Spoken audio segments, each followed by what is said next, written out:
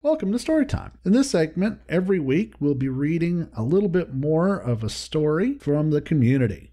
To start things off, we're going to be using one of my stories that I've written for Nanowrimo back in 2018 called Of Machines and Men. But this isn't just about me. This is about all of us at Creant. So, if you have a story that you're interested in sharing and you don't mind it being read aloud, go ahead and send it to me, and I will review them and see what we can come up with. Also, there will be writing prompts in the future where we'll be able to write stories together. So, let's get into story time. Sit back, relax, and enjoy. And if you do enjoy, I hope that you'll consider pressing that like button or hitting subscribe. Machines and Men was written in November of 2018 for Nanowrimo, the National Novel Writing Month. It contains some adult language and some sexual situations, and may not be appropriate for all audiences. Viewer discretion advised. And now, Of Machines and Men. Chapter 1. Breaking Up It's Hard to Do. Stephen was furious, more angry than he had been about anything in years. It had started, he supposed, only 5 days ago, when Becky had broken up with him. Stephen Waters was a tall, bespectacled man in his late 20s. He was a hairy man with a lush beard and longish hair. He dressed in button-up shirts, liked to drink cider after work, and had a good sense of humor. But he had always been the sort of man that was unlucky in love. Time and again, he dated girls only to find that they were not ready to accept the love he wanted to give. His most recent endeavor was a sassy plus-size girl named Becky Smithson. He had met her online, and the two had hit it off right from the start. Stephen had thought she was perfect. She gave him life, to use her term. She had laughed at his jokes and enjoyed the same shows as him, had quickly become his best friend. And for a time, they had seemed happy together. Oh, they had their difficulties, to be sure. Twice, Becky had tried to go back to her ex, Ben. But she had always come back. Stephen, because he was a kind and generous person with a soft heart, who was foolish enough to believe in second chances, had always given her another chance. He had actually believed the old saying, if you love something, let it go, and if it loves you, it will come back. But Becky had removed the veil from his eyes time and again. He was still recalling that conversation with absolute clarity. He had gone to visit her after she had got off from work, had even bought her dinner since he knew she didn't usually have a dinner break. She had come out, hugged him as usual, and everything had seemed normal. But of course, it wasn't. She had said those fatal words, "We need to talk." It pretty well went downhill from there. "Can you feel this is weird?" she asked as she lit up a cigarette. "No," Stephen replied hesitantly. Becky had been different ever since she had gotten back from that wedding, and Stephen wasn't sure why. She had adopted a dog, despite being a confirmed cat lover. She had also started smoking again, even though she had pretty well quit. And she casually mentioned the outcome of a football match on Sunday, despite having repeatedly sworn that she had no interest in sports. No, the winds of change were blowing all right, and he didn't like it one bit. "I just feel like you're my best friend, not my boyfriend," she said, exhaling a big cloud of smoke on a sigh. "And don't get me wrong, I still really like you. Every time you open your mouth, it gives me so much life. I just want to be honest with you, and when I'm with you, there's no fireworks, you know?" "I don't see why friendship is a bad thing. Most of the best relationships are based on friendship," Stephen replied glumly. The truth was that Becky was his friend, and while he enjoyed the snuggles, kisses, and dating, he had enjoyed the companionship more. It was nice to have someone to spend time with, make plans with, share special moments with. He had entrusted Becky more than anyone else he knew, with the possible exception of Andy, who he had gone to college with. So though he was disappointed, he was still happy to have her friendship, even if nothing else. "Okay. Well, you were honest with me, hon, so let me be honest with you. I've never made a secret about my feelings for you. I've made it clear right from the start how I feel about you, but let me say, I do value your friendship. So if we're going to be friends, let's not let the breakup change things. I gave it my best shot, and if that's not good enough, that's whatever. But let's not affect our friendship." Becky smiled and nodded. There was obvious relief that he was taking it so well written on her face. "But," Stephen continued, a note of pleading in his voice now, "just promise me one other thing. if you do start dating anyone else, just don't tell me about it.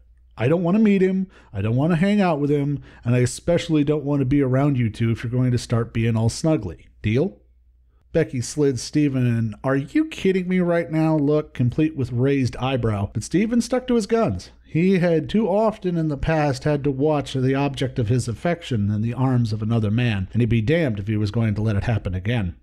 Steve, you know I wouldn't do that to you. I'm not that salty bitch, Becky replied, poutily. I know you're not, hon, Steve said with a smile that didn't quite reach his eyes. Just humor me, please. I promise, Becky said on a laugh, rolling her eyes. Mum's the word. So, are we good? Yeah, we're good. But they weren't. For his part, Stephen had meant what he had said when he said they could be friends, but Becky had not. A scant 2 days after their breakup, Stephen checked his Facebook page to see that Becky had changed her status from single to in a relationship, something he was quick to notice she had never done for him. But the final blow came just as Stephen was getting ready to go home. He felt his phone vibrate with the telltale chirp of a notification, and that moment he checked it was the moment he wished he hadn't.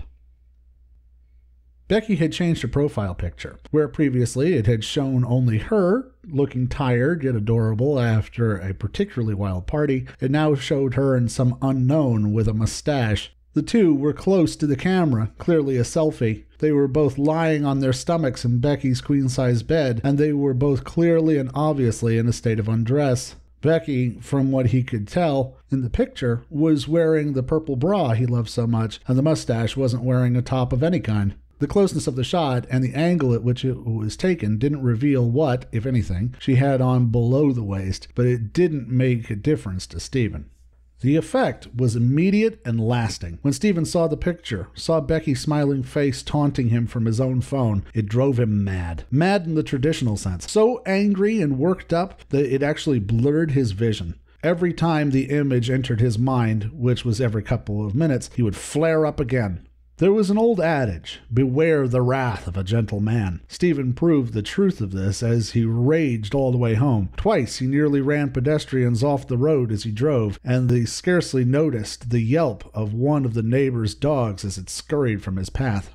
He slammed the door as he entered his house and stood fuming in the hall for a moment in a paroxysm of rage. He wanted to roar. He wanted to smash something, to lash out. He seized a small, cheap vase Becky had given him and hurled it into the fireplace. It was some small comfort, though not anywhere near close enough. Stephen turned on the spot looking for other stuff to break, but everything else was his own, and no matter how much he wanted to go through the house like a hurricane, smashing everything in his path, he knew he would regret it later if he did. Finally, Stephen remembered the old home gym that the previous owner had never bothered to clear out of the garage. Many times in the past he had grumbled about it since it meant that he had to park in the road or driveway, but now it was a godsend. Part of the equipment was an old punching bag, pretty thoroughly caked with dust of neglect. Stephen was reasonably sure, from what he remembered of the balding, doughy previous owner, that he had never used the bag. Certainly, Stephen himself had never used it, but he used it now. He punched and pummeled the bag until he was out of breath. Not a hard feat, since exercise had never been one of Stephen's top priorities, and he sank onto a stack of snow tires to catch his breath.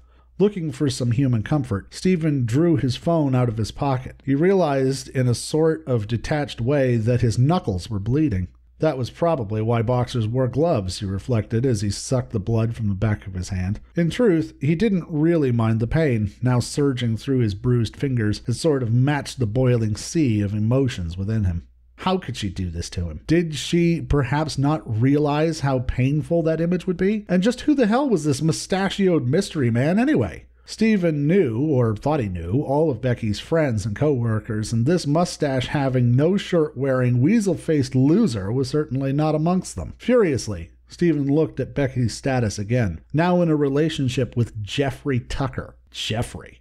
What a stupid name. Thinking about it from his throne of tires, Stephen couldn't remember anyone named Jeffrey he'd ever liked. Now, come to think of it, wasn't Jeffrey the name of that asshole from Scouts when he was a kid? Man, he had thought that guy was annoying. Clearly, Jeffrey was a name for losers, and the world would be a better place if Jeffreys were rounded up and put into internment camps. He glanced again at the despised image. Jeffrey had a porn stash, Stephen decided. The sort of facial growth that makes people think that a caterpillar crawled onto your upper lip, shat itself, and died there. Clearly, Jeffy Poo was the lowest manner of male pond scum, who probably wore paisley and drank pretentious-sounding drinks. This line of thinking drew another round of loud violence against the poor old punching bag, who had clearly never encountered rage of the magnitude before it, and was deeply regretting this encounter.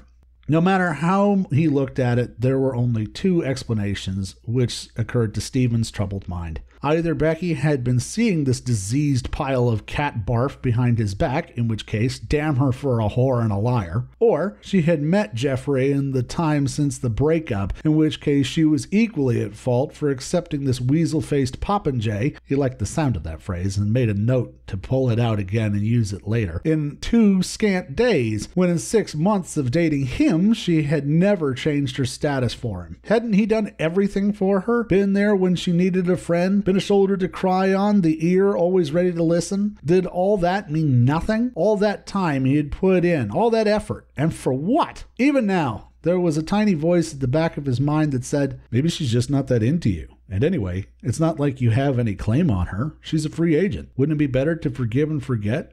If you're really her friend, couldn't you be the bigger man and let this go? But he was in absolutely no mood for rational thinking little conscious voices right then. The howling demon that had seized control of his mind told the voices to go fuck off, and the rage storm boiled unabated. In a detached way, he vaguely understood that nothing was going to be the same. He looked down at the phone still clutched in his hand and paused. Was he really ready to throw away his friendship over this? Becky had become one of his closest friends. He trusted her. He had trusted her. But how had she repaid that trust? By running off and hooking up with some guy she had just met? All those hours they had spent together, watching Netflix, laughing and sharing jokes, the wonderful times they had shared, all of that was about to be gone with a push of a button. Was it worth it? Was it worth throwing away everything they had had and been and shared? But hadn't she already pushed that button? Had she stopped to consider the ramifications of what that picture would do? Had she even paused to consider his feelings? Stephen didn't think so somehow. Becky was not the sort of girl who thought readily about the feelings of others. She just did things without considering the consequences. Stephen had always put her first in the relationship, had organized his schedule around hers. He had been the one to do all of the planning, make all the reservations. But, once again, she had repaid his kindness with indifference. That picture was what had clinched it, though. In the months they had been together, not once had she posted a picture with him in it. Not on all those nights he had helped her paint the town red. Not on any of the dates he had taken her on. Not even on his birthday. No, that ship had sailed, and he wasn't on it anymore. In a sudden moment of anger, he switched over to his phone, took a picture of his still bleeding knuckles, and texted it to Becky. Your profile picture was very hurtful. He texted. I can't believe you would do that. That moment I told you about when I walk away and say fuck it seems to have come. You will not be hearing from me again. Eat a dick and fuck off. He pressed send, and then, his hand shaking with emotion, he deleted her contact and then unfriended her. He was still more angry than he had been for months, but there was no going back now. The die was cast, and there was no recalling it. The part that hurt the most wasn't losing a girlfriend. It was just losing a friend. At least Stephen didn't feel like smashing things anymore. No, now he felt like drinking himself to a point where he would be no longer safe to drive. The whole affair left a bad taste in his mouth, and it was going to take a lot of booze to wash it out.